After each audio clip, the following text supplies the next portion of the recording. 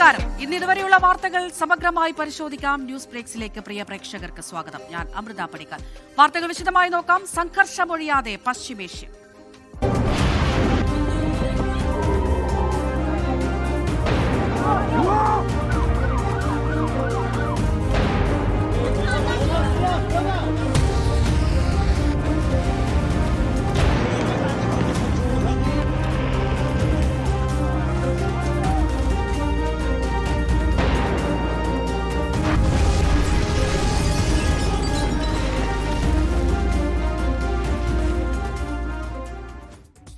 മധ്യപൂർവേഷ്യയിൽ സംഘർഷം തുടരുന്നതിനിടെ ശ്രീലങ്കൻ തീരത്ത് ഇറാൻ യുദ്ധക്കപ്പൽ തകർത്തു. 101 പേരെ കാണാനില്ല. 70-ലേറെ പേരെ രക്ഷപ്പെടുത്തിയെന്ന് ശ്രീലങ്കൻ നാവികസേന അറിയിച്ചു.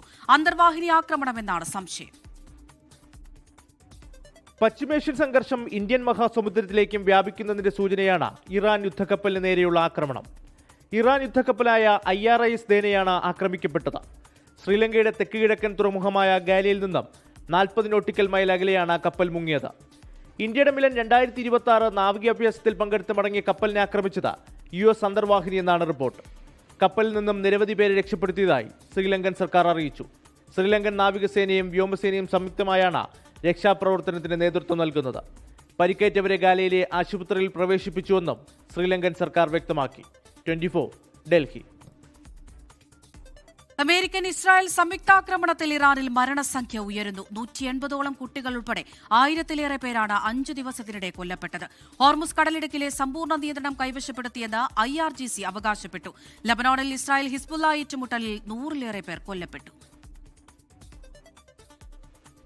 ഇറാനിലെ സൈനിക നടപടിയിൽ 5ാം നാളും മധ്യപൂർവേഷ്യ സംഘർഷഭരിതമാണ്. ഇറാൻ സേനയെ ലക്ഷ്യമിട്ടായിരുന്നു ഇന്ന് ഇസ്രയേൽ അമേരിക്കൻ വ്യോമാക്രമണം. പാരാമിലിറ്ററി സേന ബസ്ജിയുടെ ആസ്ഥാനത്തിന് നേരെ ആക്രമണമുണ്ടായി. സർക്കാർ വിരുദ്ധ പ്രതിഷേധങ്ങളെ അടിച്ചമർത്തിയത് ബസ്ജി പാരാമിലിറ്ററിയായിരുന്നു. നഗരങ്ങളായ ഇസ്ഫഹാനിലും ഷിറാസിലും വലിയ നാശനഷ്ടമുണ്ടായി. ഇസ്രയേൽ ഇറാൻ യുദ്ധവിമാനങ്ങളും ആകാശത്ത് നേർക്കുനേറെത്തി. ഇറാന്റെ യാക് 130 വിമാനം തകർത്തെന്ന് ഇസ്രയേൽ അവകാശപ്പെട്ടു. ഇസ്രയേലിലെ വിവിധയിടങ്ങളിൽ വൻ സ്ഫോടന ശബ്ദങ്ങളുണ്ടായെന്നാണ് റിപ്പോർട്ട്. ഇറാനും ഹെസ്ബുള്ളയും തൊടുത്ത മിസൈലുകൾ തടഞ്ഞിട്ടെന്ന് ഇസ്രയേൽ പ്രതിരോധ സേന അറിയിച്ചു. ഹോർമുസ് കടലിടുക്ക് പൂർണ്ണ നിയന്ത്രണത്തിലാക്കിയെന്ന് IRGC അവകാശപ്പെട്ടു. കടലിടുക്കിലൂടെ ചരക്ക് കപ്പലുകളുടെ ഗതാഗതം പൂർണ്ണമായി നിലച്ചു. നിരവധി കപ്പലുകൾ തീരത്ത് നങ്കൂരമിട്ടിരിക്കുകയാണ്. ലബനോണിൽ ഹെസ്ബുള്ളയെ ലക്ഷ്യമിട്ട് 250 ഇടങ്ങളിൽ ആക്രമണമുണ്ടായി. 65,000 പേരാണ് ലബനോണിൽ സുരക്ഷിത കേന്ദ്രങ്ങളിലേക്ക് കൂട്ടപ്പലായനം നടത്തിയത്. International desk 24. മധ്യപൂർവേഷ്യയിലെ സംഘർഷത്തിൽ കനത്ത ജാഗ്രതയിൽ ഗൾഫ് രാജ്യങ്ങൾ. സൗദിയിൽ അരാംകോ റിഫൈനറിക്ക് നേരെ വീണ്ടും ഡ്രോണാക്രമണ ശ്രമമുണ്ടായി. കുവൈത്തിൽ പുലർച്ചെയുണ്ടായ ആക്രമണത്തിൽ 11കാരി ദാരുണമായി കൊല്ലപ്പെട്ടു. സൗദിയിലെ റാസ് തന്നൂറയിലുള്ള അരാംകോയുടെ ഓയിൽ റിഫൈനറിക്ക് സമീപം ഇന്ന് ഉച്ചയോടെയാണ് വീണ്ടും ഡ്രോണാക്രമണ ശ്രമമുണ്ടായത്. ആക്രമണ നീക്കം തകർത്തുവെന്നും നാശനഷ്ടങ്ങളില്ലെന്നും സൗദി പ്രതിരോധ മന്ത്രാലയം വ്യക്തമാക്കി. പ്ലാന്റിന്റെ പ്രവർത്തനങ്ങൾ സൗദി കഴിഞ്ഞ ദിവസം നിർത്തിയിരുന്നു. കുവൈത്ത് വ്യോമാതിർത്തിയിൽ ഇറാന്റെ മിസൈലുകളും ഡ്രോണുകളും വീണ്ടും എത്തുന്നുണ്ടെന്നാണ് റിപ്പോർട്ടുകൾ. ഇന്ന് പുലർച്ചെയുണ്ടായ ആക്രമണത്തിൽ കൂർത്ത ചീളുകൾ ശരീരത്തിൽ പതിച്ച് 11കാരി കുവൈത്തിൽ കൊല്ലപ്പെട്ടിരുന്നു. അതിനിടെ UAEക്ക് മുകളിലൂടെ പറന്ന ഇറാനിയൻ ഡ്രോണുകളെ നിർവീര്യമാക്കിയതായി ഫ്രാൻസ് അറിയിച്ചു. ഫ്രാൻസിന്റെ റഫാൽ വിമാനങ്ങളാണ് ഡ്രോണുകൾ തകർത്തതെന്ന് ഫ്രഞ്ച് വിദേശകാര്യമന്ത്രി ജീൻ നോയൽ ബാരറ്റ് പറഞ്ഞു. മേഖലയിൽ സംഘർഷം തുടരുന്ന സാഹചര്യത്തിൽ വിമാന സർവീസുകൾ താൽക്കാലികമായി നിർത്തിവെക്കുകയാണെന്ന് ഖത്തർ എയർവേസ് അറിയിച്ചു. വ്യോമാതിർത്തി സുരക്ഷിതമായി തുറന്നാൽ പ്രവർത്തനം പുനരാരംഭിക്കുമെന്നും ഖത്തർ എയർവേസ് അധികൃതർ വ്യക്തമാക്കി. അതിനിടെ UAE തീരത്തും ഒമാൻ തീരത്തും കപ്പലുകൾക്കെതിരെ ആക്രമണമുണ്ടായതായി UK maritime security tracker report ചെയ്യുന്നു. ദുബായിലെ അമേരിക്കൻ കോൺസുലേറ്റിന്റെ പാർക്കിംഗ് സ്ഥലത്തും ഇന്നലെ രാത്രി ഇറാന്റെ ഡ്രോൺ ആക്രമണമുണ്ടായിരുന്നു. Research desk 24. ഇറാൻ പരമോന്നത നേതാവായി ആയത്തുള്ള ഖമനയുടെ മകനെ തെരഞ്ഞെടുത്തു എന്ന അഭ്യൂഹങ്ങൾക്കിടെ ഭീഷണിയുമായി ഇസ്രായേൽ. ആരെ തെരഞ്ഞെടുത്താലും വധിക്കുമെന്നാണ് ഇസ്രായേൽ പ്രതിരോധ മന്ത്രിയുടെ പ്രഖ്യാപനം. അതിനിടെ ഇന്ന് നിശ്ചയിച്ചിരുന്ന ആയത്തുള്ള ഖമനയുടെ പൊതുദർശന ചടങ്ങ് മാറ്റിവെച്ചു. ഇറാൻ പരമോന്നത നേതാവായിരുന്ന ആയത്തുള്ള അലി ഖമനിയുടെ മകൻ മോജ്തബ ഹൊസൈനി ഖമനിയെ പിൻഗാമിയായി തെരഞ്ഞെടുത്തെന്നായിരുന്നു റിപ്പോർട്ടുകൾ. മോജ്തബയെ ഉടൻ പ്രഖ്യാപിച്ചേക്കുമെന്നാണ് വിവരം. എന്നാൽ ആരായാലും എവിടെ ഒളിച്ചാലും വധിക്കുമെന്നാണ് ഇസ്രയേലിന്റെ ഭീഷണി. 57കാരനായ മോജ്തബ ഖമനിയുടെ 2ാമത്തെ മകനാണ്. ഖമനൈ കൊല്ലപ്പെട്ട ആക്രമണത്തിൽ മോജ്തബയുടെ ഭാര്യയ്ക്കും മകനും ജീവൻ നഷ്ടമായിരുന്നു. ഇതിനിടെ ഇന്ന് നിശ്ചയിച്ചിരുന്ന ആയത്തുള്ള അലി ഖമനിയുടെ പൊതുദർശനം മാറ്റിവെച്ചു. സെൻട്രൽ ടെഹ്റാനിലെ കോമ്പൗണ്ടിൽ 3 ദിവസത്തെ പൊതുദർശനമാണ് നിശ്ചയിച്ചിരിക്കുന്നത്. ഖമനേയി പ്രാർത്ഥനയ്ക്ക് നേതൃത്വം നൽകിയതും പ്രസംഗം നടത്തിയതും ഇവിടെയാണ്.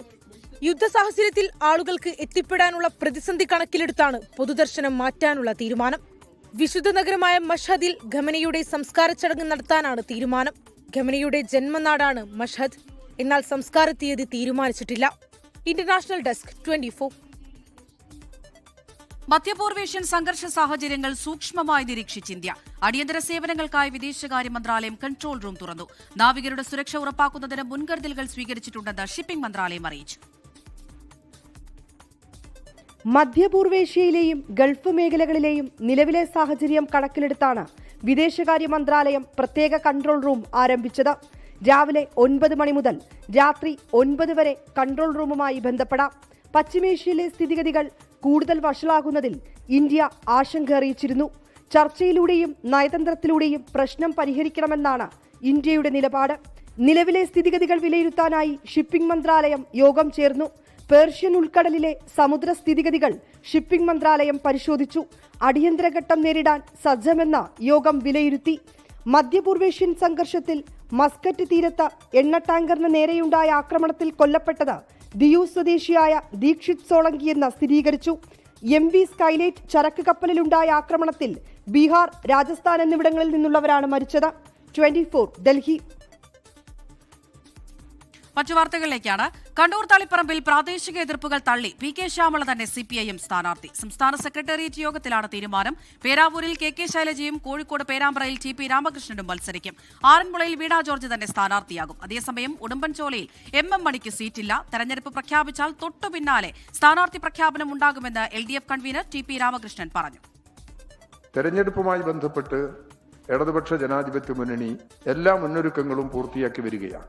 സീറ്റ് വിഭജന ചർച്ച തുടരുന്നുണ്ട്. തെരഞ്ഞെടുപ്പ് തീയതി പ്രഖ്യാപിക്കുന്ന മുറയ്ക്ക് ഇടതുപക്ഷ ജനാധിപത്യ മുന്നണിയുടെ സ്ഥാനാർത്ഥി പട്ടിക ഓരോ പാർട്ടിക്കും വിഭജിച്ച് നൽകിയ സീറ്റുകളുടെ അടിസ്ഥാനത്തിൽ അവർ പ്രത്യേകമായി പ്രഖ്യാപിക്കും. ശ്രീജിത്ത് തിരുവനന്തപുരത്ത് നിന്ന് വിവരങ്ങൾ നൽകാനായി ചേരുന്നുണ്ട്. ശ്രീജിത്ത്, യോഗം പൂർത്തിയായി എന്നാണ് മനസ്സിലാക്കുന്നത്. നിലവിലിപ്പോൾ എന്ത് തീരുമാനത്തിലേക്കാണ് പാർട്ടി കടന്നിരിക്കുന്നത്? ആരൊക്കെ എവിടെയൊക്കെ മത്സരിക്കുമെന്ന കാര്യത്തിലൊരു ധാരണയായിട്ടുണ്ടോ? പ്രഖ്യാപനം എന്നത്തേക്കുണ്ടാകും? അമൃത, CPIMന്റെ സ്ഥാനാർത്ഥി പട്ടിക അന്തിമമാക്കുന്നതിന് വേണ്ടിയാണ് സംസ്ഥാന സെക്രട്ടറി യോഗം ഇന്ന് ചേർന്നത്. ഈ യോഗത്തിൽ വിവിധ ജില്ലകളിൽ നിന്ന് വന്ന പട്ടിക അടിസ്ഥാനമാക്കി ഒരു സ്ഥാനാർത്ഥി പട്ടിക സ്വരൂപിച്ചിട്ടുണ്ട്. അത് നാളെ സംസ്ഥാന സമിതിയിൽ വെച്ച് അംഗീകരിക്കാനാണ് നിർദ്ദേശം. എന്നാൽ തെരഞ്ഞെടുപ്പ് പ്രഖ്യാപനം വൈകുന്ന സാഹചര്യത്തിൽ ഔദ്യോഗിക പ്രഖ്യാപനം നീണ്ടേക്കുമെന്ന് സൂചനയുണ്ട്. പ്രാദേശികമായ എതിർപ്പുകളും വിമർശനങ്ങളും ഉണ്ടെങ്കിലും തളിപ്പറമ്പ് മണ്ഡലത്തിൽ MV ഗോവിന്ദന്റെ ഭാര്യയും മഹിളാ അസോസിയേഷൻ നേതാവുമായ PK ശ്യാമളയെ തന്നെ മത്സരിപ്പിക്കാനാണ് CPIMന്റെ തീരുമാനം. പ്രാദേശിക എതിർപ്പുകൾ കണക്കിലെടുക്കേണ്ടതില്ല എന്ന നിലപാടിലാണ് സംസ്ഥാന നേതൃത്വമുള്ളത്. ഇതുകൊണ്ട് തന്നെ തലശ്ശേരിയിൽ AN ഷംസീറിന് സീറ്റില്ല. അതോടൊപ്പം തന്നെ അവിടെ കലായി രാജനെ മത്സരിപ്പിക്കാനുള്ള തീരുമാനവുമായി മുന്നോട്ട് പോകും. ഇത് പേരാവൂർ മണ്ഡലത്തിലായിരിക്കും KK ശൈലജ മത്സരിക്കുക. മട്ടന്നൂരിലെ സിറ്റിംഗ് സീറ്റിൽ ഇനി മത്സരിക്കാൻ പോകുന്നത് DYFI സംസ്ഥാന സെക്രട്ടറി VK സനോജ് ആയിരിക്കും. കൊടുവള്ളിയിൽ കാരാട്ട് റസാക്കിന് സീറ്റ് നൽകേണ്ടതില്ല എന്ന് തീരുമാനിച്ചു. അവിടെ പഴയകാല കമ്മ്യൂണിസ്റ്റ് നേതാവിൻ്റെ മകളെയാണ് സ്ഥാനാർത്ഥിയായി പരിഗണിക്കുന്നത്. പേരാമ്പ്രയിൽ LDF കൺവീനർ TP രാമകൃഷ്ണൻ തന്നെ മത്സരിക്കും. പൊന്നാനിയിൽ MK സക്കീർ ആയിരിക്കും സ്ഥാനാർത്ഥി. അവിടുത്തെ സിറ്റിംഗ് MLA P നന്ദകുമാറിന് സീറ്റ് നൽകില്ല എന്നാണ് തീരുമാനം. ആറന്മുളയിൽ കുടുംബത്തിൻ്റെ എതിർപ്പ് അവഗണിച്ചും മന്ത്രി വീണ ജോർജിന് വീണ്ടും സീറ്റ് നൽകാനാണ് CPIMന്റെ തീരുമാനം. എന്തായാലും സ്ഥാനാർത്ഥി പട്ടിക സംബന്ധിച്ച് നാളെ സംസ്ഥാന കമ്മിറ്റി ഒരു അന്തിമ രൂപം നൽകും. പിന്നീട് ജില്ലാ കമ്മിറ്റികളും ബന്ധപ്പെട്ട മണ്ഡലം കമ്മിറ്റികളും ചർച്ച ചെയ്തായിരിക്കും തീരുമാനത്തിലേക്ക് വരാൻ പോകുന്നത്. ഈ തെരഞ്ഞെടുപ്പ് പ്രഖ്യാപനം ഈ മാസം പകുതിയിലേക്ക് എത്തും എന്നുള്ള, അതായത് മാർച്ച് 15-ന് അപ്പുറത്തേക്ക് എത്തുമെന്നാണ് CPIMന്റെ വിലയിരുത്തൽ. അതുകൊണ്ട് തന്നെ പ്രഖ്യാപനം അത്ര കണ്ട് നീണ്ടുപോകാനുള്ള സാധ്യതയും തള്ളിക്കളയാൻ കഴിയില്ല. ശരി, ശ്രീജിത്താണ് വിവരങ്ങൾ നൽകിയത്. മുതിർന്ന CPIM നേതാവും മുൻ മന്ത്രിയുമായ G സുധാകരൻ പാർട്ടി വിട്ടേക്കും. CPIM അംഗത്വം പുതുക്കുന്നില്ല എന്നും അവഗണന സഹിച്ച് തുടരാനില്ല എന്നുമാണ് G സുധാകരന്റെ നിലപാട്. സുധാകരനെ അനുനയിപ്പിക്കാനുള്ള നേതൃത്വത്തിന്റെ നീക്കവും പാളി. ഒരു പരിഗണനയില്ല.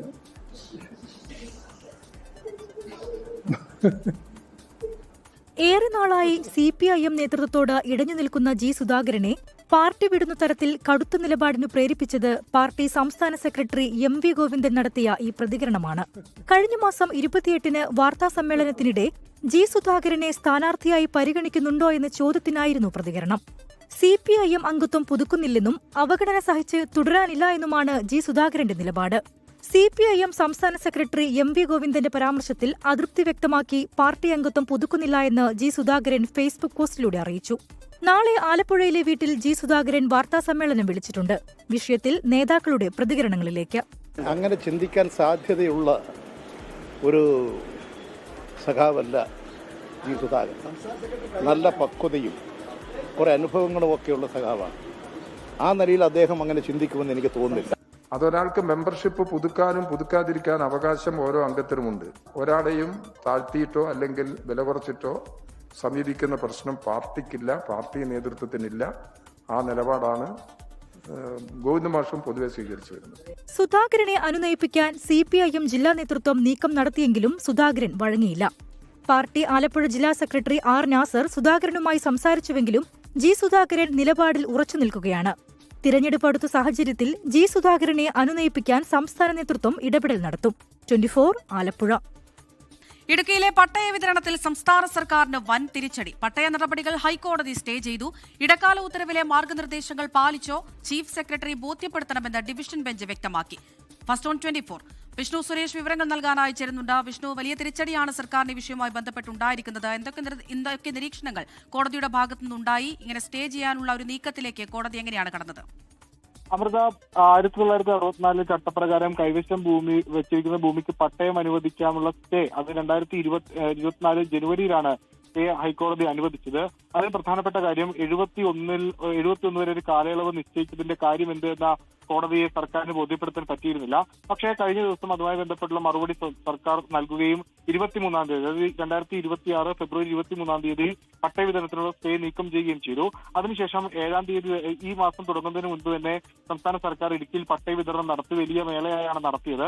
ഏകദേശം 500-ലധികം പട്ടയം വിതരണം ചെയ്യുകയും ചെയ്തു. പക്ഷേ ആ ഇടക്കാല ഉത്തരവിൽ കോടതി കൃത്യമായി നിർദ്ദേശിച്ചിരുന്നു, മാർഗനിർദ്ദേശങ്ങൾ പാലിച്ചു വേണം പട്ടയം നൽകാനെന്നും ഫയലുകൾ ഓരോന്നും കൃത്യമായി പരിശോധിക്കണമെന്നും. നിലവിൽ ഹർജിക്കാർ ഹൈക്കോടതിയെ പറഞ്ഞിരിക്കുന്നത് സംസ്ഥാന സർക്കാർ മാർഗനിർദ്ദേശങ്ങൾ പാലിച്ചില്ല, ചട്ടങ്ങൾ പാലിക്കാതെയാണ് പട്ടയം വിതരണം ചെയ്തതെന്ന ആ പശ്ചാത്തലത്തിലാണ് ഇപ്പോൾ പട്ടയ വിതരണം ഹൈക്കോടതി ഡിവിഷൻ ബെഞ്ച് സ്റ്റേ ചെയ്തിരിക്കുന്നത്. ഒപ്പം ചീഫ് സെക്രട്ടറിയോട് ഈ മാർഗനിർദ്ദേശങ്ങൾ പാലിച്ചിട്ടുണ്ടെങ്കിൽ അത് ഹൈക്കോടതിയെ ബോധ്യപ്പെടുത്താനും ഡിവിഷൻ ബെഞ്ച് നിർദ്ദേശിച്ചിട്ടുണ്ട്. അമൃത. ശരി, വിഷ്ണു സുരേഷാണ് വിവരങ്ങൾ നൽകിയത്. പാലക്കാട് CPIM വിമതരുടെ കൺവെൻഷനിലേക്ക് മുൻ MLA PK ശശി. നാളെ രാവിലെ പാലക്കാട്ടെ കൺവെൻഷൻ PK ശശി ഉദ്ഘാടനം ചെയ്യും. KTDC ചെയർമാൻ സ്ഥാനം രാജിവെച്ചതിന് പിന്നാലെ UDF സ്ഥാനാർത്ഥിയായേക്കുമെന്ന അഭ്യൂഹങ്ങൾക്കിടെയാണ് PK ശശി CPIM വിമത യോഗത്തിനെത്തുന്നത്. നാളെ രാവിലെ പാലക്കാട്ടെ വിമത യോഗത്തിന്റെ ഉദ്ഘാടകനാണ് PK ശശി. കൊഴിഞ്ഞാമ്പാറ മുൻ പഞ്ചായത്ത് പ്രസിഡന്റും മുൻ ഏരിയ കമ്മിറ്റി അംഗവുമായ M സതീഷാണ് കൺവെൻഷന് നേതൃത്വം നൽകുന്നത്. സഖാവ് PK ശശി അദ്ദേഹം ഈ കൺവെൻഷനിൽ പങ്കെടുക്കാമെന്ന് അറിയിച്ചിട്ടുണ്ട്. അദ്ദേഹമാണ് കൺവെൻഷന്റെ ഉദ്ഘാടനം നിർവഹിക്കുന്നത്. ഞങ്ങൾ അദ്ദേഹത്തെ നേരിട്ട് പോയി കണ്ടിരുന്നു. അപ്പോൾ അദ്ദേഹം ഈ കൺവെൻഷന്റെ ഭാഗമാവാമെന്ന് അറിയിച്ചിട്ടുണ്ട്. കഴിഞ്ഞ 3 വർഷത്തിലധികമായി 100 കണക്കിന് പ്രവർത്തകരാണ് CPIM ജില്ലാ നേതൃത്വത്തിന്റെ നടപടി നേരിട്ടത്. അതേസമയം CPIMുമായി ഇടഞ്ഞു നിൽക്കുന്ന വല്ലപ്പുഴയിലെ ലോക്കൽ സെക്രട്ടറി ഉൾപ്പെടെയുള്ളവരെ നേതൃത്വം അനുനയിപ്പിച്ചു. ഇവരെ പാർട്ടിയിൽ നിന്ന് പുറത്താക്കാനുള്ള തീരുമാനവും ജില്ലാ നേതൃത്വം റദ്ദാക്കി. 24 പാലക്കാട്. ശബരിമല സ്വർണ്ണക്കൊള്ള കേസിൽ തിരുവിതാംകൂർ ദേവസ്വം ബോർഡ് മുൻ പ്രസിഡന്റ് A. പത്മകുമാറും പുറത്തിറങ്ങി. ദ്വാരപാലക ശില്പപാളി കേസിൽ കൊല്ലം വിജിലൻസ് കോടതി ജാമ്യം അനുവദിച്ചതോടെയാണ് പത്മകുമാർ ജയിൽ മോചിതനായത്. അതിനിടെ തന്ത്രി കണ്ഠരര് രാജീവരെ ED ചോദ്യം ചെയ്തു. ശബരിമല സ്വർണ്ണക്കൊള്ളക്കേസിൽ കഴിഞ്ഞ നവംബർ 20-നാണ് ദേവസ്വം ബോർഡ് മുൻ പ്രസിഡന്റ് A. പത്മകുമാറിനെ പ്രത്യേക അന്വേഷണ സംഘം അറസ്റ്റ് ചെയ്തത്. കട്ടിളപ്പാളി കേസിലായിരുന്നു ആദ്യ അറസ്റ്റ്. ഡിസംബർ 4-ന് ദ്വാരപാലക ശില്പക്കേസിലും അറസ്റ്റ് രേഖപ്പെടുത്തി. അന്വേഷണ സംഘം ഇടക്കാല കുറ്റപത്രം സമർപ്പിക്കാതെ വന്നതോടെ കട്ടിളപ്പാളി കേസിൽ നേരത്തെ ജാമ്യം അനുവദിച്ചു. ദ്വാരപാലക ശില്പക്കേസിലാണ് കോടതി ഇന്ന് ജാമ്യം നൽകിയത്. കേസിൽ പുറത്തിറങ്ങുന്ന 8ാമത്തെ പ്രതിയാണ് A. പത്മകുമാർ. ഇതിനിടെ ഇന്ന് സ്വർണ്ണക്കൊള്ളയുമായി ബന്ധപ്പെട്ട് തന്ത്രി കണ്ഠരര് രാജീവരെ ED ചോദ്യം ചെയ്തു. കൊച്ചിയിലെ ഓഫീസിലായിരുന്നു ചോദ്യം ചെയ്യൽ. തിരുവിതാംകൂർ ദേവസ്വം ബോർഡ് മുൻ പ്രസിഡന്റ് N. വാസുവിനെ വീണ്ടും ED ചോദ്യം ചെയ്യും. മൊഴികളിൽ അവ്യക്തതയെന്നാണ് ED വിലയിരുത്തൽ. 24 കൊച്ചി, കൊല്ലം. സ്വർണ്ണക്കൊള്ളക്കേസിൽ A. പത്മകുമാറിന് ജാമ്യം ലഭിച്ചതിൽ പ്രത്യേക അന്വേഷണ സംഘത്തിന് വിമർശനവുമായി പ്രതിപക്ഷ നേതാവ് VD സതീശൻ. തെളിവുകൾ ശേഖരിക്കാൻ കഴിയാത്തതിനാലാണ് പത്മകുമാർ പുറത്തിറങ്ങിയത്. മുഖ്യമന്ത്രിയുടെ ഓഫീസ് SITയിൽ ഇടപെട്ടെന്നും VD സതീശൻ വിമർശിച്ചു.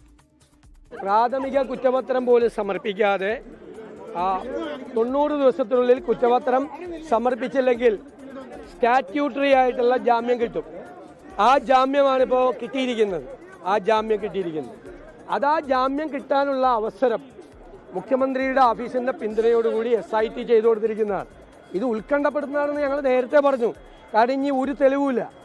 ഇനി ഇവർ പുറത്തിറങ്ങിയാൽ എല്ലാ തെളിവുകളും നശിപ്പിക്കാനുള്ള രാഷ്ട്രീയ പിൻബലമുള്ള ആളുകളാണ് ഇപ്പോൾ ജാമ്യത്തിൽ പുറത്തിറങ്ങുന്നത്. അവർക്ക് ജാമ്യത്തിൽ പുറത്തിറക്കാനുള്ള അവസരമാണ് ഉണ്ടാക്കി കൊടുത്തിരിക്കുന്നത്. അതുകൊണ്ട് ഈ കേസ് എങ്ങും എത്താതെ അവസാനിക്കാനുള്ള സാധ്യതയാണ്.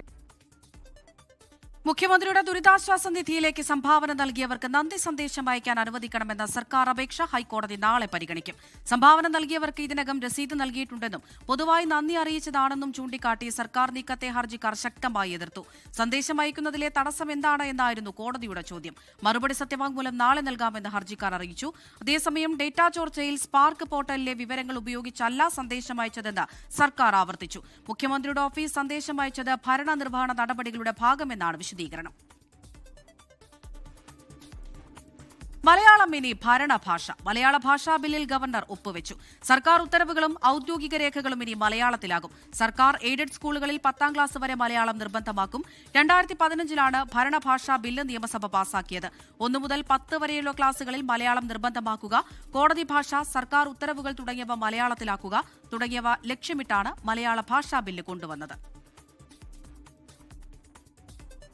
2020 ലോകകപ്പിനുള്ള ആദ്യ ഫൈനലിസ്റ്റുകളെ ഇന്നറിയാം. 1ാം സെമിയിൽ ദക്ഷിണാഫ്രിക്ക ന്യൂസിലൻഡിനെ നേരിടും. അല്പസമയത്തിനകം കൊൽക്കത്ത ഈഡൻ ഗാർഡൻസിലാണ് മത്സരം. നാളെ 2ാം സെമിയിൽ ഇന്ത്യ ഇംഗ്ലണ്ടിനെ നേരിടും. സിറ്റി ഓഫ് ജോയ് എന്നാണ് കൊൽക്കത്തയ്ക്കുള്ള വിശേഷണം. അവിടെ നിന്ന് 2020 ലോകകപ്പിന്റെ ഫൈനൽ ബർത്തിന്റെ സന്തോഷം ആർക്കായിരിക്കും? പ്രോട്ടീസിനോ അതോ കിവീസിനോ? Aiden Markram, Quinton de Kock, Ryan Rickelton, Dewald Brevis, David Miller, Tristan Stubbs. Power പാക്കഡാണ് പ്രോട്ടീസിന്റെ ബാറ്റിംഗ് ലൈനപ്പ്. ലുങ്കി എൻഗഡിയും മാർക്കോ യാൻസനും കോർബിൻ ബോഷും ഉൾപ്പെടുന്ന സംഘമാണ് 43 വിക്കറ്റുമായി ടൂർണമെന്റിലെ മികച്ച പേസ് നിര. 2020 ലോകകപ്പ് ചരിത്രത്തിൽ ഇന്നേ വരെ ന്യൂസിലാൻഡിനോട് തോറ്റിട്ടില്ലെന്ന കരുത്തുറ്റ റെക്കോർഡ് നിലനിർത്താനായാൽ തുടർച്ചയായ 2ാം ഫൈനൽ കളിക്കാം പ്രോട്ടീസിന്. ഗ്രൂപ്പ് റൗണ്ടിൽ 7 വിക്കറ്റിന് കിവീസിനെ വീഴ്ത്തിയതും ദക്ഷിണാഫ്രിക്കയ്ക്ക് മാനസിക മുൻതൂക്കം നൽകുന്നു. ടിം സേഫർഡ്, ഫിന്നലൻ ഓപ്പണിംഗ് ജോഡി നൽകുന്ന ഉജ്ജ്വല തുടക്കമാണ് കിവീസിന്റെ കരുത്ത്. ഗ്ലെൻ ഫിലിപ്സ്, രജിൻ രവീന്ദ്ര എന്നിവരിലും ബാറ്റിംഗ് പ്രതീക്ഷകൾ. ക്യാപ്റ്റൻ മിച്ചൽ സാന്നർ നയിക്കുന്ന ബൌളിംഗ് നിരയിൽ മാറ്റ് ഹെൻറി, ലോക്കി ഫെർഗൂസൺ എന്നിവരാണ് മറ്റ് പ്രധാനികൾ. ഏകദിന ലോകകപ്പിന്റെ സമീപകാല നോക്കൌട്ട് പോരാട്ടങ്ങളിൽ ദക്ഷിണാഫ്രിക്കയെ കരയിച്ചത് ഇവിടെയും ആവർത്തിക്കാമെന്ന് കിവീസും കണക്കുകൂട്ടുന്നു. Sports desk 24. ബീഹാറിൽ മുഖ്യമന്ത്രി സ്ഥാനത്ത് നിന്ന് നിതീഷ് കുമാർ മാറിയേക്കുമെന്ന് റിപ്പോർട്ടുകൾ. മുഖ്യമന്ത്രി സ്ഥാനം BJPക്ക് ലഭിച്ചേക്കും. നിതീഷിന്റെ മകൻ നിഷാന്ത് കുമാർ ഉപമുഖ്യമന്ത്രിയായേക്കും. നിതീഷ് കുമാറിനെ രാജ്യസഭയിലേക്ക് പരിഗണിച്ചേക്കും. ആരോഗ്യ പ്രശ്നങ്ങൾ കണക്കിലെടുത്താണ് നീക്കം. ബീഹാറിൽ നിതീഷ് യുഗത്തിന് അന്ത്യമാകുന്നു എന്നാണ് പുറത്തുവരുന്ന റിപ്പോർട്ടുകൾ. രാജ്യസഭാ തെരഞ്ഞെടുപ്പിനുള്ള നാമനിർദ്ദേശ പത്രിക സമർപ്പിക്കാൻ മണിക്കൂറുകൾ മാത്രം ബാക്കി നിൽക്കുമ്പോഴാണ് ബീഹാറിൽ നേതൃമാറ്റത്തിനുള്ള ചർച്ചകളും സജീവമായത്. ആരോഗ്യ പ്രശ്നങ്ങൾ നേരിടുന്ന മുഖ്യമന്ത്രി നിതീഷ് കുമാറിന് രാജ്യസഭാ തെരഞ്ഞെടുപ്പിലൂടെ സുഗമമായ ഒരു പദവിയൊഴിയലിന് അവസരമൊരുക്കാനുള്ള ചർച്ചകളാണ് അണിയറയിൽ പുരോഗമിക്കുന്നത്. രാജ്യസഭയിലേക്ക് 5 ഒഴിവുകളുള്ള ബീഹാറിൽ 4 എണ്ണം NDA സ്ഥാനാർത്ഥികൾക്ക് വിജയിക്കാനാകും. ദേശീയ അധ്യക്ഷൻ നിതിൻ നബിൻ അടക്കം 2 സ്ഥാനാർത്ഥികളെ BJP പ്രഖ്യാപിച്ചിരുന്നു. JDUവിന്റെ 2 സീറ്റുകളിൽ ഒന്നിൽ നിതീഷ് മത്സരിക്കാനാണ് നീക്കം. നിതീഷ് കുമാർ പദവിയൊഴിയുമ്പോൾ മകൻ നിഷാന്ത് കുമാറിനെ ഉപമുഖ്യമന്ത്രിയാക്കാനാണ് ധാരണ. നിലവിലെ ഉപമുഖ്യമന്ത്രി സാമ്രാജ് ചൗധരി മുഖ്യമന്ത്രിയാകും. അടുത്ത വർഷം ജൂലൈയിൽ നടക്കാനിരിക്കുന്ന രാഷ്ട്രപതി തിരഞ്ഞെടുപ്പ് നിതീഷ് കുമാർ ലക്ഷ്യം വെക്കുന്നതായും സൂചനയുണ്ട്. 24 ഡൽഹി. ആഗോള അയ്യപ്പ സംഗമവുമായി ബന്ധപ്പെട്ട് തിരുവിതാംകൂർ ദേവസ്വം ബോർഡ് ചുമതലപ്പെടുത്തിയ പുതിയ ഓഡിറ്റർ റിപ്പോർട്ട് നാളെ ഹൈക്കോടതിയിൽ സമർപ്പിക്കും. ഓഡിറ്റർക്ക് തങ്ങൾ വിശദീകരണം കൊടുത്തു കഴിഞ്ഞുവെന്നും പരിപാടിയുടെ രസീതുകളും ബില്ലുകളും ഓഡിറ്റർക്ക് മുന്നിൽ എത്തിയെന്ന് ഉറപ്പുവരുത്തിയിട്ടുണ്ടെന്നും Devaswom board president K. Jayakumar മാധ്യമങ്ങളോട് പറഞ്ഞു. കണക്ക് കൊടുക്കുക എന്നതാണ് ഈ ഭരണസമിതിയുടെ ഉത്തരവാദിത്വം. ഇതിൽ ഞങ്ങൾക്കൊന്നും മറച്ചുവെക്കാനില്ല എന്നും കൂട്ടിച്ചേർത്ത അദ്ദേഹം യുവതീ പ്രവേശനവുമായി ബന്ധപ്പെട്ട രേഖകൾ ദേവസമാസ്ഥാനത്ത് നിന്ന് കാണാതായി എന്ന വാർത്ത നിഷേധിക്കുകയും ചെയ്തു. സർക്കാർ ജീവനക്കാർക്കും അധ്യാപകർക്കുമായി ലഭ്യമാക്കിയ DAക്ക് മുൻകാല പ്രാബല്യം നൽകി കുടിശ്ശികയും അനുവദിച്ച് ഉത്തരവായി. സർവീസ് പെൻഷൻകാരുടെ DR കുടിശ്ശികയും ലഭിച്ചേക്കും. നേരത്തെ അനുവദിച്ച DA, DR ഗഡുക്കൾക്കെല്ലാം മുൻകാല പ്രാബല്യം നൽകിക്കൊണ്ടാണ് കുടിശ്ശിക അനുവദിച്ചത്. UGC, AICTE മെഡിക്കൽ എഡ്യൂക്കേഷൻ സ്കീമിൽ ഉൾപ്പെട്ട അധ്യാപകർക്ക് ഉൾപ്പെടെ കുടിശ്ശിക ലഭിക്കും. ബജറ്റിൽ ധനമന്ത്രി KN ബാലഗോപാൽ ഇക്കാര്യം പ്രഖ്യാപിച്ചിരുന്നു. മേക്കപ്പ് ആർട്ടിസ്റ്റ് സീമ വിനീത്, ഭരതനാട്യം കലാകാരി അദ്രിജ ഉൾപ്പെടെ 15 ട്രാൻസ്ജെൻഡേഴ്സ് BJPയിൽ അംഗത്വമെടുത്തു.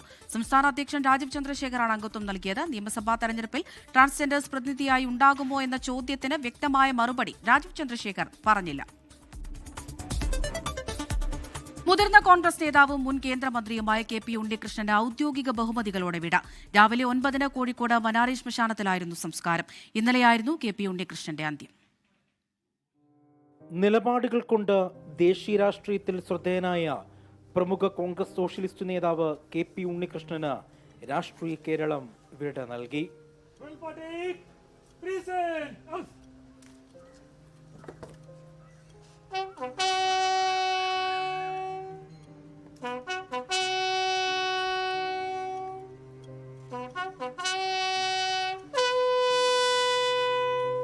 KP ഉണ്ണികൃഷ്ണന് അന്ത്യാദരമർപ്പിക്കാൻ നൂറുകണക്കിന് പേരാണ് പന്നിയങ്കരയിലെ പത്മാലയത്തിൽ എത്തിയത്.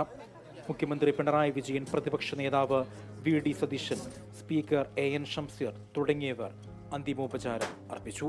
കോഴിക്കോട് മനാരി ശ്മശാനത്തിലായിരുന്നു സംസ്കാര ചടങ്ങ്.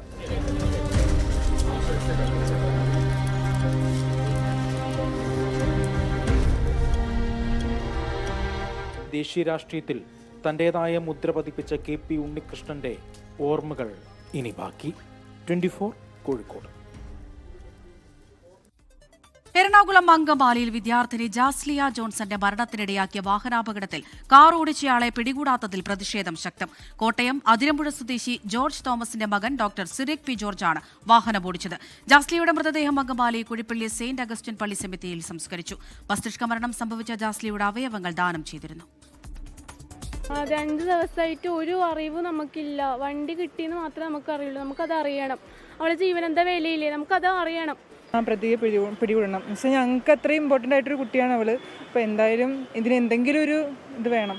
5 ദിവസമായിട്ടും ജാസ്ലിയെ ഇടിച്ചു തെറിപ്പിച്ച വാഹനം ഓടിച്ചയാളെ പിടികൂടാത്തതിലാണ് സഹപാഠികളുടെയും അധ്യാപകരുടെയും പ്രതിഷേധം. പ്രതിഷേധവുമായി ഇവർ അങ്കമാലി പോലീസ് സ്റ്റേഷനിലെത്തി. വാഹനം ഓടിച്ചയാളെ പിടികൂടിയില്ലെങ്കിൽ പ്രതിഷേധം ശക്തമാക്കാനാണ് തീരുമാനം. പോലീസ് സ്റ്റേഷന് മുന്നിൽ യുവജന സംഘടനകൾ പ്രതിഷേധിച്ചു. കോട്ടയം അതിരമ്പുഴ സ്വദേശി ജോർജ് തോമസിന്റെ മകൻ ഡോക്ടർ സിറിയക് P. ജോർജ് ആണ് വാഹനം ഓടിച്ചത്. നമുക്ക് അന്ന് രാത്രി അതിൻ്റെ യൂസ്ഫുൾ ആയിട്ടുള്ള CCTVs കുറവായിരുന്നു. നമ്മൾ കഴിഞ്ഞ ദിവസമാണ്, ഇന്നലെയാണ് നമുക്ക് അതിനകത്ത് ഏറ്റവും ക്ലിയർ ആയിട്ടുള്ള ഒരു വിഷൻ കിട്ടിയത് ആരാണ് വാഹനം ഓടിച്ചതെന്നും. അപ്പോൾ അതിൻ്റെ അടിസ്ഥാനത്തിൽ ഐക്യൂസിനെ ഐഡന്റിഫൈ ചെയ്തിട്ടുണ്ട്. സിറിയക് എന്ന് പറയുന്ന ആളാണ്, കോട്ടയം സ്വദേശിയാണ്. അയാൾ മെഡിക്കൽ വിദ്യാർത്ഥിയാണ്. Doctor Cyriac P. ജോർജിന്റെ വീട്ടിൽ അങ്കമാലി പോലീസ് പരിശോധന നടത്തി. ശനിയാഴ്ച വൈകിട്ടായിരുന്നു ദേശീയപാതയിൽ അങ്കമാലി ടെൽക്ക് ജംഗ്ഷനിൽ അപകടമുണ്ടായത്. നേരത്തെ മസ്തിഷ്ക മരണം സംഭവിച്ച ജാസ്ലിയയുടെ അവയവങ്ങൾ ദാനം ചെയ്തിരുന്നു. അങ്കമാലി കുഴിപ്പള്ളി സെന്റ് അഗസ്റ്റിൻസ് പള്ളി സെമിത്തേരിയിലായിരുന്നു ജാസ്ലിയുടെ സംസ്കാരം. 24 കൊച്ചി. ജാസ്ലിയ ജോൺസൺ അപകടം സംഭവിച്ച ടെൽക്ക് വളവിൽ ഇതിനു മുൻപും അപകടമുണ്ടായിട്ടുണ്ട്. കോളേജുകളും സ്കൂളുകളുമുള്ള പ്രദേശത്ത് സിഗ്നലോ സീബ്ര ക്രോസോ ഇല്ല. അശാസ്ത്രീയമായ നിർമ്മാണമാണ് അപകടങ്ങൾ ഉണ്ടാകാൻ കാരണമെന്നാണ് നാട്ടുകാർ പറയുന്നത്.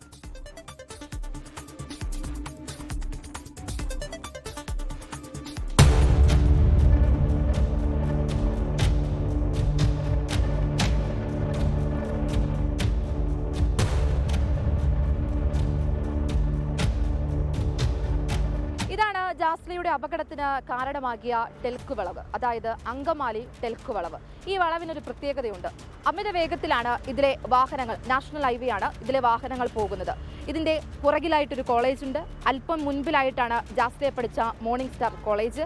അതോടൊപ്പം തന്നെ 2 സ്കൂളുകളുണ്ട്. അങ്ങനെ 14,000 വരുന്ന വിദ്യാർത്ഥികൾ പഠിക്കുന്ന ഒരു സ്കൂളും കോളേജുകളും ഉൾപ്പെടെയുള്ള ജംഗ്ഷൻ. ഇവിടെ നടക്കാൻ വേണ്ടിയിട്ട് ഒരു കൃത്യമായിട്ടുള്ളൊരു ഫുട്പാത്ത് ഇല്ല. വാഹനങ്ങൾ നടന്നു പോകുന്ന ആളുകളെ വരെ ഇടിച്ചു തെറിപ്പിക്കുന്ന കാഴ്ച. ഇതിന് അല്പം മുൻപ് മാറിയിട്ടാണ് ഒരു റെയിൽവേ പാലം വരുന്നത്. ആ പാലത്തിൽ നിന്ന് മുൻപിലേക്ക് വന്നിട്ടുണ്ട് എങ്കിൽ ഒരു പ്രത്യേകമായിട്ടുള്ള സിഗ്നലുകളോ ഒന്നുമില്ല, ഹമ്പുമില്ല. അതുകൊണ്ട് തന്നെ വാഹനങ്ങൾ അവിടെ നിന്നെത്തുന്നത് അമിത വേഗത്തിൽ. ഇവിടെ എത്തിയതിനു ശേഷം ഈ വളവിന്റെ ഇടയിലുമാണ് അപകടങ്ങൾ പതിവാകുന്നത്.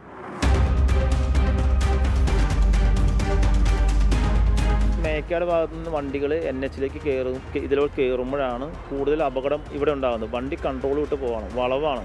മനസ്സിലാവാത്ത രീതിയിൽ പോകുന്നത് അശാസ്ത്രീയമായ നിർമ്മാണമാണ്. 4000-ഓളം വിദ്യാർത്ഥികൾ പാസ് ചെയ്യുന്ന സ്ഥലത്ത് വിദ്യാർത്ഥികൾക്ക് പോലും സുരക്ഷിതമായി നടന്നു പോകുന്ന സ്ഥലമില്ല. നടന്നു പോയ ഒരു വിദ്യാർത്ഥിനിയാണ് ആ കാർ ഇടിച്ചത്. അപ്പോൾ അതിനുള്ള സംവിധാനം ഇല്ല. റോഡിന് വീതിയില്ല, വളവാണ്, ട്രാഫിക് സിഗ്നൽ ഇല്ല. എപ്പോൾ നോക്കിയാലും ആക്സിഡൻറ്റ് മാത്രമേ ഉള്ളൂ. ഈ പിള്ളേർക്ക് നടപ്പോഴും ഒരു മര്യാദയ്ക്കില്ല. എപ്പോൾ നോക്കിയാലും വണ്ടികൾ കയറി ഓവർ സ്പീഡിൽ തന്നെയാണ് യാത്ര. ഈ കുഞ്ഞുങ്ങൾക്ക് നടക്കാനുള്ള നടപ്പഴിയും അവിടെ ഇത്തിരി സ്പീഡ് കുറയ്ക്കാൻ എന്തെങ്കിലും സിഗ്നൽ ലൈറ്റോ എന്തെങ്കിലും സ്ഥാപിച്ച് ഈ കുഞ്ഞുങ്ങൾക്ക് ഒരു പ്രൊട്ടക്ഷൻ കൊടുക്കണമെന്ന് മാത്രമേ എനിക്ക് പറയാനുള്ളൂ.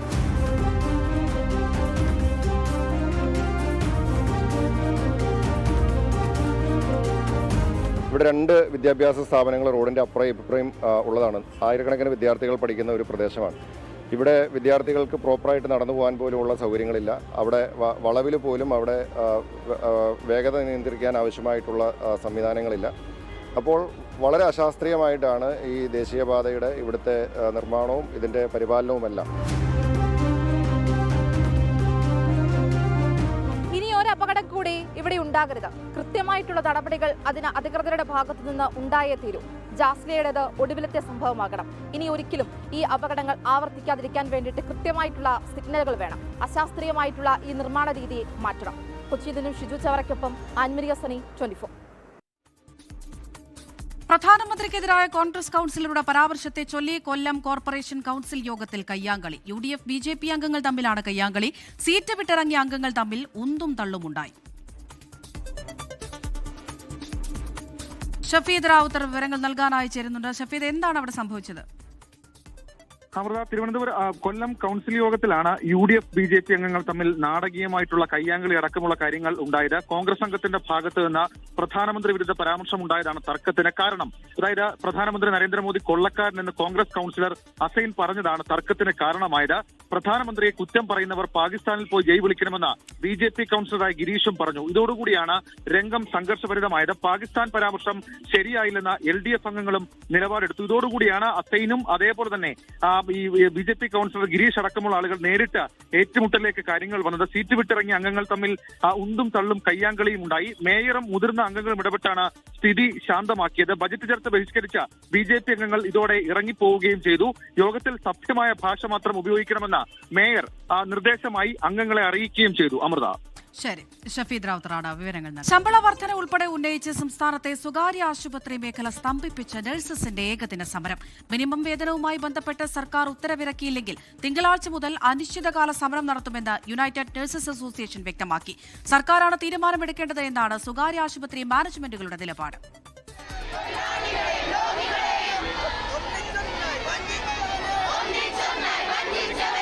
എത്രയും വേഗം ഇതിലൊരു തീരുമാനം ഉണ്ടാവും. ഞങ്ങൾ ബേസിക്കായിട്ട് ഞങ്ങൾക്ക് ജീവിക്കാൻ വേണ്ടിയിട്ടുള്ളതാണ് ഞങ്ങൾ ചോദിക്കുന്നത്. ഞങ്ങൾക്ക് വലിയ ആർഭാട ജീവിതത്തിന് വേണ്ടിയിട്ടല്ല. ബേസിക് സാലറി 40,000 തരണമെന്ന് പറഞ്ഞാൽ ആ 20,000 തന്നിട്ട് 8 വർഷം കഴിഞ്ഞു. സർക്കാരിന് 1 രൂപ പോലും ബാധ്യമില്ലാത്ത വിഷയമാണ് സ്വകാര്യ ആശുപത്രി ജീവനക്കാരുടെ ശമ്പളം പരിഷ്കരിക്കുക. അത് പ്രഖ്യാപിക്കുക തന്നെ വേണം. അല്ലാത്ത പക്ഷം കടുത്ത സമരത്തിലേക്ക് ഞങ്ങൾ കടക്കും. UNAയുടെ നേതൃത്വത്തിലായിരുന്നു സംസ്ഥാന വ്യാപക ഏകദിന പണിമുടക്ക്.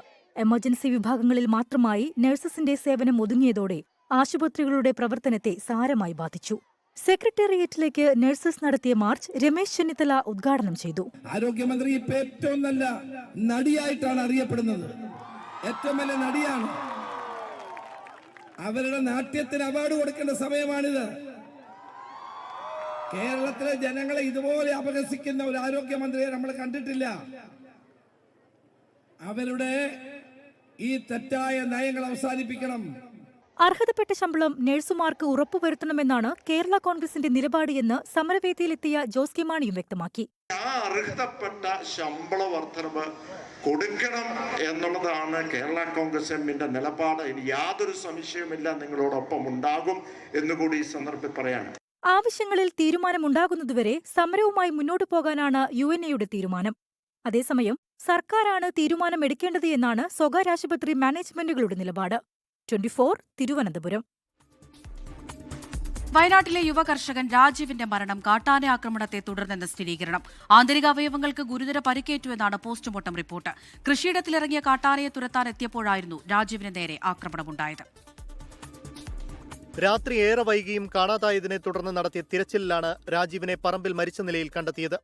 ആന്തരിക രക്തസ്രാവത്തെ തുടർന്നാണ് മരണം സംഭവിച്ചതെന്ന് പോസ്റ്റ്മോർട്ടം റിപ്പോർട്ടിൽ പറയുന്നു. പ്രദേശത്തിറങ്ങിയ കാട്ടാനയെ എത്രയും വേഗം പിടികൂടുമെന്ന് പഞ്ചായത്ത് ഭരണസമിതി അറിയിച്ചു. ജീവിക്കാൻ മനുഷ്യന് ഒരു തരത്തിലും വടക്കാടുള്ള ജനങ്ങൾക്ക് ഓരോ ദിവസങ്ങളിലും കർഷകരുടെ തെങ്ങുകളും വാഴകളും കവുങ്ങുകളും എല്ലാ ദിവസങ്ങളും യാന നശിപ്പിച്ചുകൊണ്ടിരിക്കുക. ഒരു പരിഹാരം ഇതുവരെ ആരും കണ്ടെത്തിയിട്ടില്ല. ഇതുവരെ നിലവിൽ ഹാങ്ങിംഗ് ഫെൻസിംഗ് ഉൾപ്പെടെ സ്ഥാപിച്ചിട്ടുണ്ടെങ്കിലും വന്യമൃഗങ്ങളെ പ്രതിരോധിക്കാൻ കഴിയുന്നില്ലെന്നാണ് പ്രദേശവാസികളുടെ ആരോപണം. ഞങ്ങൾ പണ്ട് മുതലേ പറയുന്നില്ല, ഞങ്ങൾക്ക് ഈ തൂക്കുവേലി ഞങ്ങൾക്ക് വേണ്ട, കാഷ്കാട് ഫെൻസിങ്ങോ അല്ലെങ്കിൽ ആന വരാത്ത രീതിയിലുള്ള മതിലുകളോ മതി ഞങ്ങൾ ആദ്യം മുതലേ പറയുന്നതാണ്. ആരോഗ്യ സ്വാർത്ഥ താല്പര്യങ്ങൾക്ക് വേണ്ടിയിട്ട് ഒരു ആളെ ജീവനോട് ഈ ഒരു സംവിധാനത്തിൽ പോയിരിക്കുകയാണ്. രാജീവിന്റെ കുടുംബത്തിന് 10 ലക്ഷം രൂപ നഷ്ടപരിഹാരവും കുടുംബത്തിലൊരാൾക്ക് താൽക്കാലിക ജോലിയും നൽകും. പ്രദേശത്ത് കാവൽ ശക്തമാക്കാനും തീരുമാനിച്ചിട്ടുണ്ട്. 24 വയനാട്. മുതിർന്ന മാധ്യമപ്രവർത്തകനും മുൻ രാജ്യസഭാംഗവുമായ HK ദുവ അന്തരിച്ചു. 86 വയസ്സായിരുന്നു. വാർദ്ധക്യ സഹജമായ അസുഖങ്ങളെ തുടർന്ന് ഡൽഹിയിലെ ആശുപത്രിയിലായിരുന്നു അന്ത്യം. മുൻ പ്രധാനമന്ത്രിമാരായ അടൽ ബിഹാരി വാജ്പേയി, HD ദേവഗൌഡ എന്നിവരുടെ മാധ്യമ ഉപദേഷ്ടാവായിരുന്നു HK ദുവ. രാജ്യം പത്മഭൂഷൺ നൽകി ആദരിച്ചിട്ടുണ്ട്. സംസ്കാരം നാളെ ഡൽഹി ലോധി റോഡ് ശ്മശാനത്തിൽ നടക്കും. മുണ്ടക്കൈ ചൂരൽമല പുനരധിവാസ പ്രവർത്തനത്തിന്റെ കണക്ക് പുറത്തുവിട്ട് ഡിവൈഎഫ്ഐ. 20 കോടി രൂപയുടെ കണക്ക് ഡിവൈഎഫ്ഐ പ്രസിദ്ധീകരിച്ചു. അക്കൌണ്ട് വിവരങ്ങൾ സഹിതമാണ് കണക്ക് പുറത്തുവിട്ടത്. കണക്ക് പുറത്തുവിടാൻ യൂത്ത് കോൺഗ്രസ് ഡിവൈഎഫ്ഐയെ വെല്ലുവിളിച്ചിരുന്നു. 2024 സംസ്ഥാന ടെലിവിഷൻ പുരസ്കാര തിലക്കത്തിൽ 24ഉം ഫ്ലവേഴ്സും. മികച്ച അവതാരകൻ ഹാഷ്മി താജ് ഇബ്രാഹിമും ക്യാമറാമാൻ അഭിലാഷ് തൊഴുവൻകൂടുമാണ്. മികച്ച കോമഡി പ്രോഗ്രാമിനുള്ള പുരസ്കാരം ഫ്ലവേഴ്സ് സംപ്രേഷണം ചെയ്യുന്ന ഇത് ഐറ്റം വേറെ എന്ന പരിപാടിക്കാണ്. ഹോം എന്ന സീരിയലിലെ അഭിനയത്തിന് മികച്ച രണ്ടാമത്തെ നടിയായി ജാനകി മന്ത്രയും, ഉപ്പും മുളകും പരമ്പരയിലെ അഭിനയത്തിന് മികച്ച ബാലതാരമായി ബേബി അമ്മയെയും പുരസ്കാരങ്ങൾ നേടി.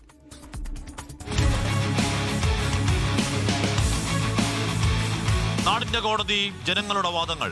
ജനകീയ കോടതിയിലേക്ക് പ്രിയ പ്രേക്ഷകർക്ക് സ്വാഗതം.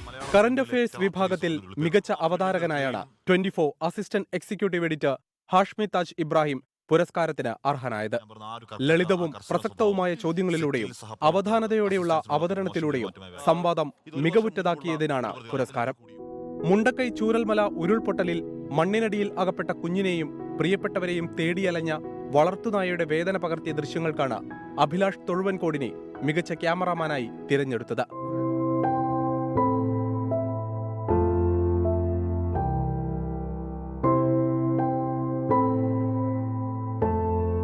ട്വന്റി4 തിരുവനന്തപുരം ബ്യൂറോ ഡെപ്യൂട്ടി ചീഫ് ക്യാമറാമാനാണ് അഭിലാഷ് തൊഴുവൻകോട്.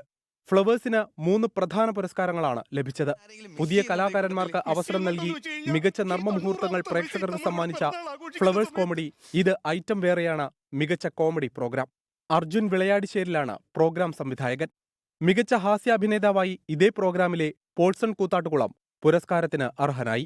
നർമ്മമുഹൂർത്തങ്ങളെയും ഗൗരവമേറിയ ജീവിത സാഹചര്യങ്ങളെയും തന്മയത്വത്തോടെ അവതരിപ്പിച്ച പ്രകടന മികവിനാണ് ഫ്ലവേഴ്സ് സംപ്രേഷണം ചെയ്ത ഹോം സീരിയലിലെ അഭിനേതാവ് ജാനകി മന്ത്ര മികച്ച നടിയായി തിരഞ്ഞെടുക്കപ്പെട്ടത്.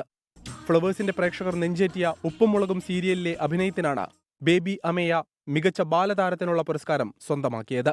എനിക്ക് മനസ്സിലായി എവിടോ കറങ്ങാൻ പോകാനുള്ള പരിപാടിയാണെന്ന്. എന്നെ കൂട്ടില്ലെങ്കിൽ ഞാൻ അമ്മൂമ്മ എടുത്ത് പറയും.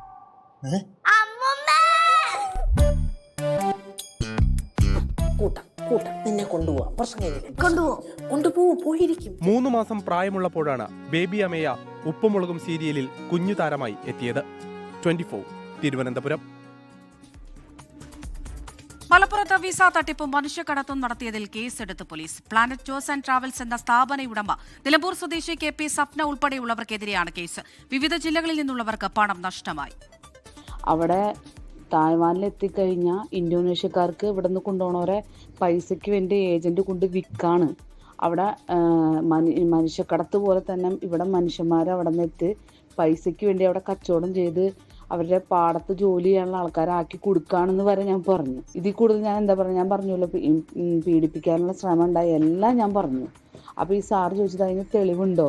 തായ്ലാൻഡിൽ അയാളെ പേര് രാജേഷ്, തായ്വാനിൽ അയാളെ പേര് കാർത്തിക്, ഒറിജിനൽ പേര് ജ്യോതിമണി.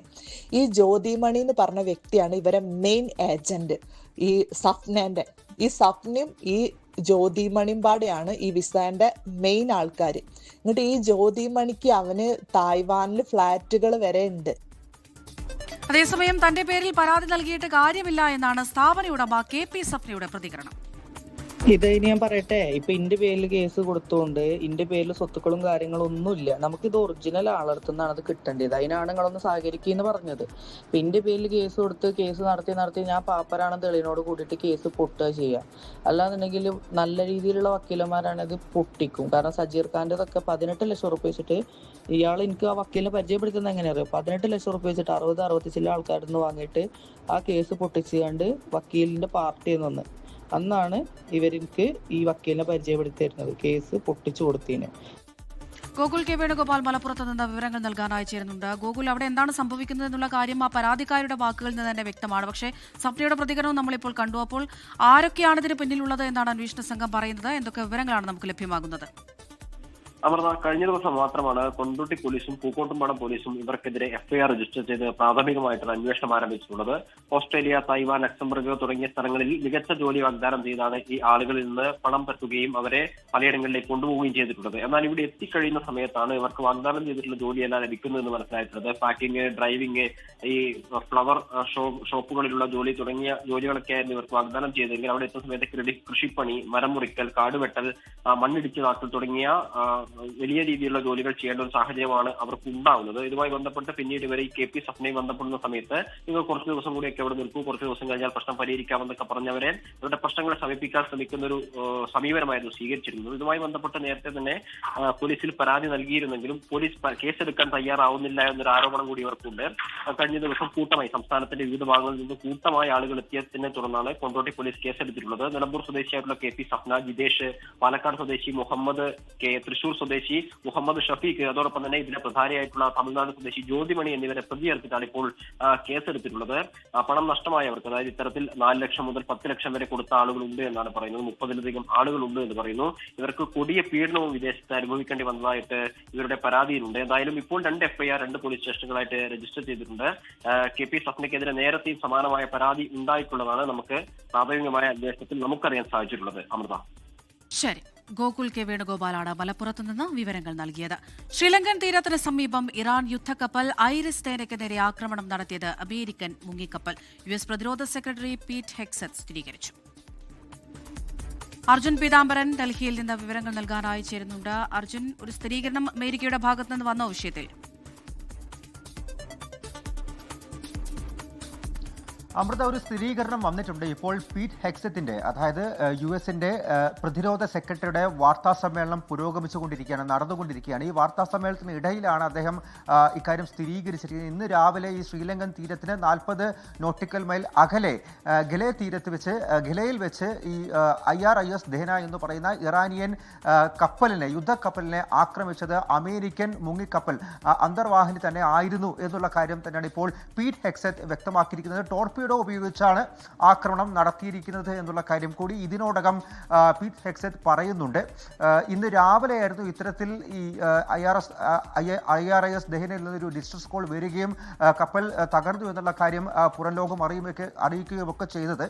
നിലവിൽ ശ്രീലങ്കൻ നാവികസേനയും അതുപോലെ തന്നെ വ്യോമസേനയുമാണ് ഈ തിരച്ചിലും രക്ഷാപ്രവർത്തനവും എല്ലാം തന്നെ ഇപ്പോൾ ഏകോപിപ്പിക്കുകയും അത് നടത്തിക്കൊണ്ടിരിക്കുകയും ചെയ്യുന്നത്. ഏറ്റവും ഒടുവിലായി വന്ന വാർത്ത അനുസരിച്ച് നിരവധി മൃതശരീരങ്ങൾ ഈ ഇന്ത്യൻ മഹാസമുദ്രത്തിൽ നിന്നും കണ്ടെടുത്തു എന്നുള്ള ഒരു കാര്യം കൂടി അത് റിപ്പോർട്ടുകളായിട്ടാണെങ്കിൽ പോലും അത്തരത്തിലൊരു വാർത്ത കൂടി എന്തായാലും ശ്രീലങ്കൻ സർക്കാർ പുറത്തുവിടുന്നുണ്ട്. അതെല്ലാം തന്നെ വലിയ രീതിയിൽ ആശങ്ക ജനിപ്പിക്കുന്ന ഒരു കാര്യം തന്നെയാണ്. എന്തായാലും അമേരിക്ക തന്നെയാണ് ആക്രമിച്ചത് എന്നുള്ള കാര്യം വ്യക്തമായിട്ടുണ്ട്.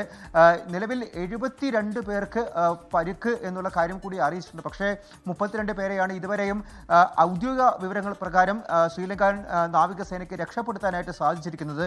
101 നാവികരെ സംബന്ധിച്ച് അവരെവിടെ പോയി എന്നറിയില്ല. മിസ്സിംഗ് എന്നുള്ള കാര്യമാണ് രേഖപ്പെടുത്തിയിരിക്കുന്നത്. മിസ്സിംഗ് എന്ന് പറയുമ്പോൾ തന്നെ അതാണ് വലിയ രീതിയിലുള്ള ആശങ്കയുള്ളത്. കാരണം ശ്രീലങ്ക തന്നെ പറയുന്നുണ്ട് നിരവധി മൃതദേഹങ്ങൾ കണ്ടെത്തി എന്നുള്ളത് കാര്യത്തിൽ. അതിൽ എണ്ണത്തിൽ കണക്കിലൊക്കെയാണ് ഇനി ഒരു കൃത്യത, ഒരു സ്ഥിരീകരണം കൂടി വരാനിരിക്കുന്നത്. എന്തായാലും ഈ പശ്ചിമേഷ്യൻ സംഘർഷം അത് ഈ ഇന്ത്യൻ മഹാസമുദ്രത്തിലേക്ക് കൂടി വ്യാപിക്കുന്നു എന്ന് പറയുന്നതിലെ ആശങ്ക വളരെ വലുതാണ്. കാരണം ഈ ഫെബ്രുവരി 17 വിശാഖപട്ടണത്തിലെ നമ്മുടെ ഇന്ത്യൻ നാവികസേനയുടെ നേതൃത്വത്തിൽ നടന്നിട്ടുള്ള ഒരു എക്സസൈസ് ആയിട്ടുള്ള മിലാനിൽ ഈ പറയുന്ന കപ്പൽ IRIS ധേന പങ്കെടുക്കുകയും പിന്നീട് തിരിച്ചു പോകുകയും ആ യാത്രാ മധ്യയായിരുന്നു ശ്രീലങ്കൻ തീരത്തിന് 40 നോട്ടിക്കൽ മൈൽ അകലെ വെച്ച് ആക്രമിക്കപ്പെട്ടതും ഇത്തരത്തിൽ വലിയ ഒരു ആക്രമണം ഉണ്ടാവുകയും എല്ലാം തന്നെ ചെയ്തിരിക്കുന്നത്. എന്തായാലും ആക്രമണം നടത്തിയിരിക്കുന്നത് അമേരിക്ക തന്നെയാണ് എന്നുള്ള കാര്യം സ്ഥിരീകരിക്കപ്പെടുകയാണ്. അമൃത. ശരി, അർജുൻ പിതാംബരനാണ് വിവരങ്ങൾ നൽകിയത്. ശ്രീലങ്കൻ തീരത്തിന് സമീപം ഇറാൻ യുദ്ധക്കപ്പലായ ഐറിസ് ഡേനയ്ക്ക് നേരെ ആക്രമണം നടത്തിയത് അമേരിക്കൻ മുങ്ങിക്കപ്പൽ തന്നെയാണ് എന്നൊരു സ്ഥിരീകരണം വന്നിരിക്കുന്നു. US പ്രതിരോധ സെക്രട്ടറി പീറ്റ് ഹെക്സത്തിന്റെ വാർത്താ സമ്മേളനം തുടരുകയാണ്. മിഡിൽ ഈസ്റ്റിലേക്ക് കൂടുതൽ സൈന്യം ഉടനെത്തുമെന്ന് അദ്ദേഹം പറയുന്നു. ഇറാൻ വ്യോമമേഖലയുടെ നിയന്ത്രണം അമേരിക്കയ്ക്കും ഇസ്രായേലിനും ഉടൻ ലഭിക്കും എന്നാണ് അദ്ദേഹം കൂട്ടിച്ചേർക്കുന്നത്. ഒപ്പം ആക്രമണം അമേരിക്കയും ഇസ്രായേലും ആരംഭിച്ചിട്ടേ ഉള്ളൂ എന്നുകൂടി അദ്ദേഹം പറയുന്നുണ്ട്. മധ്യപൂർവേഷ്യയിലെ സംഘർഷം സാമ്പത്തിക മേഖലയിലും കനത്ത പ്രഹരമേൽപ്പിക്കുകയാണ്. ഓഹരി വിപണികളിൽ ഇന്നും ചോരപ്പുഴയൊഴുകി. ഓഹരി സൂചികകൾ 2% നഷ്ടത്തിലാണ് വ്യാപാരം നടത്തുന്നത്. 1 പവൻ സ്വർണത്തിന് ഇന്ന് 2280 രൂപ കുറഞ്ഞു. രൂപ സർവകാല തകർച്ചയിലേക്ക് വീണു. യുദ്ധം എന്ന് തീരുമെന്ന് അറിയില്ല. ഹോർമുസ് കടലിടുക്ക് വഴിയുള്ള ചരക്ക് നീക്കം തടഞ്ഞതോടെ ക്രൂഡ് ഓയിൽ വിലയും കൂടുന്നു. 2024 ശേഷമുള്ള ഏറ്റവും കൂടിയ വിലയിൽ എത്തി നിൽക്കുകയാണ്. എണ്ണ ഇറക്കുമതിക്ക് ഗണ്യമായ തുക ചെലവിടുന്ന ഇന്ത്യയിൽ ആശങ്കകൾക്ക് കാരണങ്ങൾ ഏറെയാണ്. ഹോളി അവധി കഴിഞ്ഞ് വ്യാപാരം തുടങ്ങിയ വിപണികളിൽ ഇന്നും വൻ തിരിച്ചടി ഉണ്ടായി. തിങ്കളാഴ്ച 9 ലക്ഷം കോടി രൂപയാണ് വിപണിയിലെ നഷ്ടം. ഇന്നും ഇതേ തോതിൽ തിരിച്ചടി ഉണ്ടാകുമെന്നാണ് നിഗമനം. IT ഒഴികെയുള്ള സെക്ടറുകളെല്ലാം നഷ്ടത്തിലാണ്. മറ്റ് ഏഷ്യൻ വിപണികളും നഷ്ടത്തിലാണ്. യുദ്ധ സാഹചര്യത്തോട് വിപരീതമായാണ് സ്വർണ്ണവില പ്രതികരിക്കുന്നത്. ഡോളർ ശക്തിയാർജിച്ചതോടെ സ്വർണ്ണവില കുറഞ്ഞു. ഗ്രാമിന് ഇന്ന് 285 രൂപയാണ് കുറഞ്ഞത്. ഇതോടെ പവന് വില 1,20,640 രൂപയിലേക്കെത്തി. ഡോളറിനെതിരെ രൂപയുടെ മൂല്യം ഇന്ന് 92 രൂപയും പിന്നിട്ട് നിൽക്കുകയാണ്. 24 മുംബൈ. ദക്ഷിണ കേരളത്തിൽ തിരുമുടി എഴുന്നള്ളത്ത് ചടങ്ങിന് പ്രസിദ്ധമായ കൊല്ലം കൊട്ടാരക്കര മേലില ശ്രീഭദ്രകാളി ദേവി ക്ഷേത്രത്തിലെ ഈ വർഷത്തെ ഉത്സവാഘോഷങ്ങൾക്ക് ഇന്ന് സമാപനമാകും. ശ്രീഭദ്രകാളി തിരുമുടി എഴുന്നള്ളത്തും വിളക്കോടും കൂടിയാണ് ഉത്സവം സമാപിക്കുക. നാനാദിക്കുകളിൽ നിന്നുള്ളവർ ഉത്സവാഘോഷത്തിന് ഒരു നാട്ടിൽ സംഗമിച്ച ദിനങ്ങളായിരുന്നു കടന്നുപോയത്.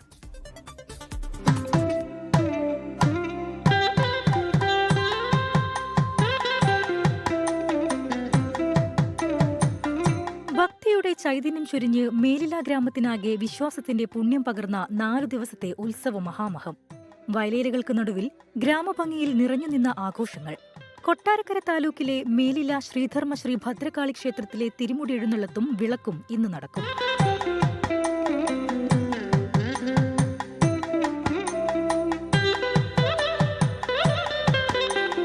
നാടിന് കാവലായി മാറിയ ക്ഷേത്രത്തിലെ ഉത്സവത്തിൽ നാട്ടുകാർ മാത്രമല്ല നാനാദിക്കുകളിൽ നിന്നുള്ളവരും സാന്നിധ്യം അറിയിച്ചു. തെക്കൻ തിരുവിതാംകൂർ ക്ഷേത്രങ്ങളിൽ മേലില ക്ഷേത്രം പ്രസിദ്ധമാകുന്നത് ഇവിടുത്തെ തിരുമുടി എഴുന്നള്ളത്ത് ചടങ്ങിന്റെ പ്രത്യേകത കൊണ്ടുതന്നെയാണ്. കുംഭമാസത്തിലെ ഉത്രം നാളിൽ രാത്രിയോടെയാണ് ഭദ്രകാളി ദേവിയെ ജനമധ്യത്തിലേക്ക് എഴുന്നള്ളിക്കുന്നത്. തീവെട്ടിയുടെയും ആർപ്പുവിളിയുടെയും അകമ്പടിയോടെയാണ് ചടങ്ങുകൾ നടക്കുന്നത്. തനതായ ഗ്രാമീണതയിൽ പാരമ്പര്യ ചടങ്ങുകളോടെയാണ് ഉത്സവാഘോഷം കൊണ്ടാടുന്നത്. വിവേചനമില്ലാതെ ഭക്തജനങ്ങൾ ഒന്നായി മാറിയ ആഘോഷ ദിനങ്ങൾക്കാണ് ഇന്ന് സമാപനമാകുന്നത്. 24 കൊല്ലം.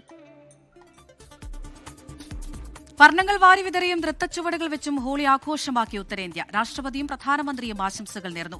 ആഘോഷങ്ങളുടെ ഭാഗമായി ഡൽഹിയിലടക്കം പോലീസ് സുരക്ഷ ശക്തമാക്കി.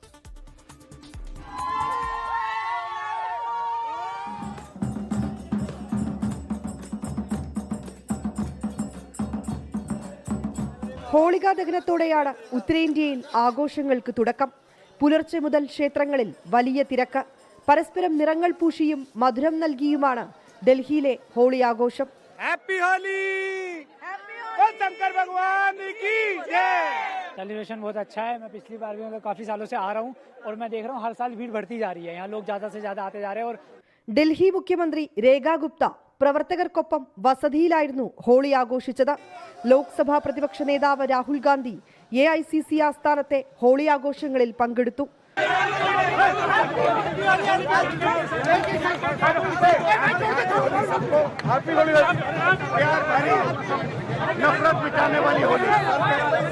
ITBP സൈനികർ ഗ്രാമീണർക്കൊപ്പം ഹോളി ആഘോഷിച്ചു. ഉത്തർപ്രദേശിലെ മധുരയിലും പ്രയാഗ്രാജിലുമായി നടന്ന ആഘോഷങ്ങളിൽ ആയിരക്കണക്കിന് പേർ ഭാഗമായി. നിറങ്ങൾ പൂശിയും മധുരം പങ്കുവച്ചുമൊക്കെ ഉത്തരേന്ത്യക്കാർ ഹോളി ആഘോഷമാക്കുകയാണ്. ഡൽഹിയിലെ ചാന്ദിനി ചൌക്കിൽ നിന്ന് ക്യാമറാമാൻ മോഹൻകുമാറിനൊപ്പം വിനീത VG 24. ലോകത്തെവിടെയായാലും ഏത് സമയത്തും 24 വാർത്തകളും ഓഗ്മെന്റഡ് റിയാലിറ്റി പാക്കേജുകളും എക്സ്പ്ലെയിനറുകളും വിശദമായി കാണാൻ ഞങ്ങളുടെ YouTube ചാനൽ നിങ്ങൾക്ക് സബ്സ്ക്രൈബ് ചെയ്യാം.